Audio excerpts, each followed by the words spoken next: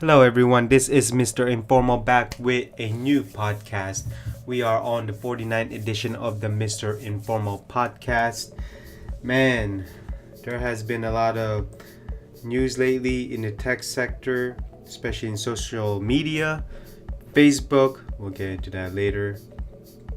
A lot of things happening when it comes to our privacy, and also a lot of big companies such as Google actually giving up on certain applications in their resume or repertoire, or I'm sorry, not resume, portfolio. Summer is here. Cannot wait. I absolutely cannot wait. Time to enjoy some concerts, time to enjoy the fair, time to go out. So it's going to be quite a busy season. So, what are the topics for the Mr. Informal podcast? Well, for one, I've spoke about it. Facebook and the data breaches and the data Cambridge scandal. Number two, I just read a report from Bloomberg that corporate companies are filling their board of members, their higher management position or their higher position with newbies. I'm going to be very mad about that, but it's not surprising. So number three, the rise of VPN or the rise of virtual private network. Number four, last but not least, Google has given up on Allo, their messaging application. So that's going to be interesting. So let's get on with the Mr. Informal podcast. So this Facebook data and private collection. So let's check this out. So this is the news right here. So the London-based data analytics firm Cambridge Analytica harvested private information from more than 50 million Facebook users, probably including me, in developing techniques to support US President Donald Trump 2016 election campaign. I'm not really sure about that, but whatever. In any case, this is a sparking an outrage in terms of privacy data violation. So basically, it started from March 16. So the New York Times and the Guardian Observer was going to report a striking or quite a big news in regards to Facebook, because obviously Facebook knows this, and so they were going to protect themselves, and they sent letters to the media firms laying out its legal case for why this data leak did not constitute a breach. And in a blog post in Scoop of reports using their information saying why it was suspending Cambridge Analytica from its site. And then March 17, the both newspaper reported the news that Cambridge Analytica was harvesting and misusing private and personal information from more than 50 million Facebook users. There was a whistleblower named Christopher Wiley who helped set up the firm and worked with an academic, Alexander Kogan, at Cambridge University. Cambridge is in London, just in case you don't know. And then this is when everything just broke loose. March 18, US and British lawmakers demanded that Facebook explain how the firm was able to harvest personal information without the social networks alerting users. US senators also called on Facebook chief CEO, market executive, to testify before Congress. And then, as you know, everything just went on. This is not really news to me. I knew that Facebook was using my data for something else, even though they're saying they're not sharing our data to somebody else. But based on this information, it basically reiterates and proves my point here that nothing in the internet is absolutely private. As much as you can say cryptocurrency blockchains, VPN. I mean, somehow, some way, someone will know. I mean, it's really hard. I'm luckily I'm not on Facebook that much. I mean, I may post 1 or 2 pictures once a year, but I'm only there just to see how my relatives are doing, just to get in contact, just to get in touch with people I know from the past or my friends. That's about it. But in terms of being active in Facebook, I'm not really active. So based on my activity on Facebook, I guess you don't see me much. But my only concern is that pictures that I have posted a long time ago, hopefully that's been deleted. Because if I delete something, that should be out of Facebook data centers, out of Facebook log. It should be done. But if it's not, obviously there's an outrage, and I can totally understand this outrage, whether you're an active user or not, whether you live on Facebook. Facebook is your life. I don't really care. But as you know, this is a violation of the terms and conditions of Facebook. And as of recently, Mark Zuckerberg has been testifying in front of Congress, and obviously FTC have violated, and so there's a lot of things going on. The recent one was March 21, 3 years of increased regulation over social media firms trigger market self-op technology stock like Facebook, Snap, and Twitter. So it's pretty obvious that a lot of social medias don't really care about its users. That for sure is true. Because if they did, then privacy would be number 1, security would be number 2. Apparently there's a thing called Constitution, which is basically a principle, and it is above all laws. And it doesn't matter if I agree on terms and condition, but if you are still violating the Constitution, then basically you're still in a violation of it. And this is the kind of thing that really bothers me. These type of social media knows better. They started in tech. They should know that security is number 1, and yet for some reason it's not. I mean, I'm really close to just deleting the whole Facebook thing and just be done with it. I'm glad I don't have Facebook on my phone, and if it did, I would delete it instantly. That's why I don't like carrier bloats and these carrier installation apps.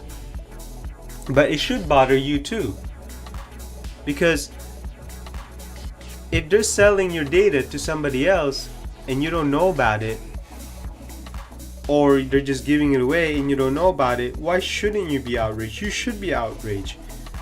It's just like you promise and you're not keeping it. And if you can't keep a promise, why promise it at all?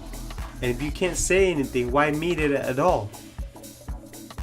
So, we're all distracted with this gun violation, but as you can tell, there's no riots, there's no nothing. I mean, we've only seen outrage, but I'd like to see more protests. I like people voices to be heard, that privacy does matter.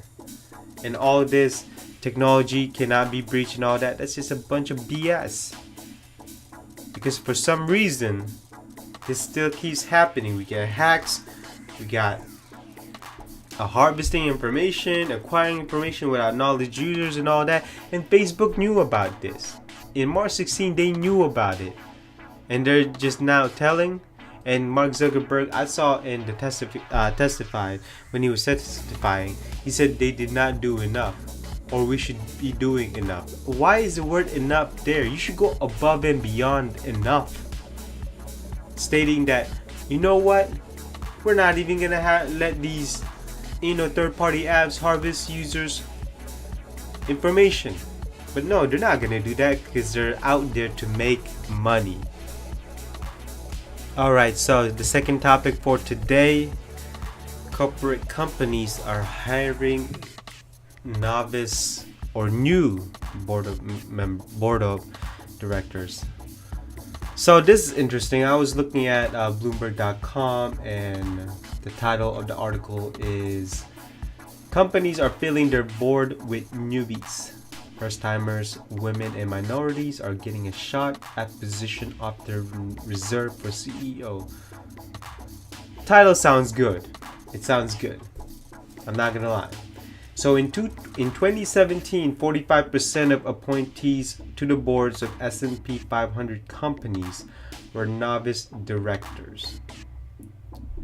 The most since recruiter Spencer Stewart started keeping tabs in 2006. Last year also was the first time a majority of incoming directors were women and minority candidates. So that is interesting. There's nothing wrong with having females or minorities or anybody, I mean anybody, to be in the board of directors. But my problem with this is that if you are going to be allowed to be in the board of directors or even have a chair, I believe that you should be experienced within that field, within that industry. But if you're not, then why should you be part of that or even hired to be? Because if you don't have the expertise, the experience, the knowledge, the know-how, then why should you be?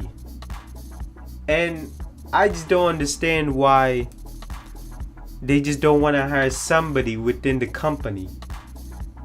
You know, there are people who've been with the company, that have been loyal to the company, they know what's going on, they know the industry, they know where the industry is going, and yet they hired somebody else. Why is that? I mean, it's probably like this, okay? It's not about what you know. It's about who you know. Who you know. It's all about connection. You know, if you have somebody in the board of directors that they like you, and then, you know what, come up here, be part of us, and that sickens me. You know, I just don't understand why. You know, let me take before I say that. I believe that it doesn't matter who you are, whether women, minority, it could be anybody. As long as you have the expertise, the experience in that industry, I believe that you should be part of it, even if you are a novice or even if you're new to the board of directors. All I'm saying is that before you look into somebody else, some other industry that they don't even know about your industry, why don't you look at the people within your company who's been there the longest, who's have a good track record, who've never been late, who've always been consistent? Why don't you take a look at them? Here's another thing in the article. So Stacy Brown, Philpott, who's age 52 years old, who's a CEO of TaskRabbit. It's pretty good. Which connects consumer with home improvement services. Many boards are still reluctant to appoint executives who don't have a track record, she says. It took her 3 years to land her first appointment at HP. In 2016, she says she felt she needed to bolster her application with recommendation from big names such as Facebook, COO Sheryl Sandberg, and HP CEO Meg Whitman. Meg Whitman wasn't even that good. I don't even know what's the big deal, but whatever. But in any case, glad that, you know, she got that job. But in any case, I'm 50-50 on it. You know, it's great to see women and minorities be in that position. But I believe at the same time, if they are on that position, they should have that experience, the knowledge, the track record, the consistency, the urge, and the motivation to improve these things. Hopefully, that's what they're thinking. So, third topic of the day, VPN, virtual private network. So, if you want to make sure that no one's tracking you, or basically get yourself some VPN. It's not an ad. So there's been a rise of VPN, such as if you want to watch Netflix, Hulu, HBO, but they're saying, oh, you can't because of this country, so and so. Set up your VPN, be located in that country, and then you're good to go. Same thing with Netflix and Hulu. They always limit it depending on the place of your residency or even where you're located. Not only that, if you don't want anybody tracking you, get yourself a VPN. If no brands or any website is trying to acquire your information, again, you can get yourself a VPN. Basically, to make sure that you're faking these websites or these applications. That way, they're not tracking you, they're not harvesting your information, there's no data breach. Same thing with what's happening in Facebook, what's happening with a lot of websites selling your information or to advertisers, even though it's your information. And what about the money? Where's that money going to? Shouldn't that part of that money going to me? But apparently not. So, VPNs have always been, when did VPN started in popularity? Maybe around 2008, around there. And then they're increasing. But my biggest concern is that it's not secure. And if a lot of people are using the same IP address, things are slowing down. So these websites do load really slow, and they're getting expensive nowadays. Not only that, a lot of these websites and a lot of these NSA are getting smarter and smarter because some people are using VPN, and obviously a lot of these VPN providers, I'm hoping they are secure. I'm really hoping they are secure, but as of right now, it's what happened to Facebook and a lot of these websites. They're not secure. So, should you get a VPN if you don't want anybody tracking you? I believe you should. But will you rely on it 100% of the time? I believe you should not. Is it better than not having one? Yes, but it will cost you because VPNs are, it is what it is. I've seen packages with VPN for 5 years for $20. But, do I really need to spend another a good chunk of money just to protect myself, even though it's not 100% secure? So what's really the point? And I'm really hoping that VPN could someday be 100% secure, and not just a lot of users leaking out these information to hackers, to advertisers. And I'm really hoping that there's a way that even websites cannot track you.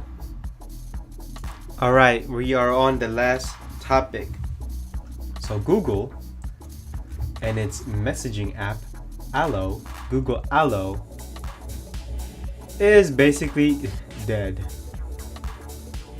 So basically, Google Allo was Google's attempt a WhatsApp clone, and it launched just a year and a half ago. So mid-2016. It basically uses a phone-centric login system and didn't support using Google account. It only worked on one device at a time and didn't have an interface for desktop or laptop computers. So basically, this messaging app is gone. Why does Google even go through this? They failed on the Google Wave, they failed on the Google Glasses, they failed on the Allo, they failed in the Google Hangouts. Google Hangout was actually great. Google Talk is basically gone, no one's even using them anymore. But whatever. But I thought Google Hangout was absolutely great because it was absolutely well. It was a well-running application. It was functional. It was basically most of the things that you needed in a messaging app was it. If you want to collaborate, it was there. If you want to have multiple users, it was there. If you want to have multiple cam, it was there. I mean, it was an absolutely great application. But why does even Google even try? Do they even care when they're presenting a new application? See, this is why I don't buy the Google phone. I don't buy the Pixel phone. I mean, any type, Google should just stick with data analytics instead of software company or even a hardware company. They're not even there yet. They don't even consistently aware of what the hell they're doing. Because if they did, they wouldn't even go through this. So, why should you care about Google Allo? I think you should not care. Anytime that Google presents something or present an application, you shouldn't even use it. Their Gmail application is great. Actually, Google Office is absolutely great. So I was just reading, I just happened to stumble upon this article from Ars Technica, even though Ars Technica is not quite reliable. But basically, various Google execs have been asked numerous times why Google doesn't build on iMessage clone. And the answer that came back was always something along the lines of, we don't want to jeopardize our relationship with carriers. Carrier famously disliked many of the consumer-centric choices Apple makes with the iPhone and building quality non-SMS messaging solution with one of these choices. For Google, keeping carriers happy so they run Android and Google service nearly every non-Apple device so is far more important than rocking the boat with a competitive messaging app. Plan this year apparently is to try to strike a medium with the carriers. Unbelievable, right? Unbelievable. And this is why I don't even care about Google except for a few software applications that they have. And so, should you even care? No. If you haven't been using Google Allo, heck, if you even know about Google Allo, don't even worry about it. And so that basically concludes this podcast 49 edition of the Mr. Informal. I hope you learned something today. I hope I brought something new to the discussion, and hopefully it will strike a nerve or not. But hopefully it will create a conversation, whether sooner or later. And so this is Mr. Informal. I will see you in the next podcast. Bye-bye.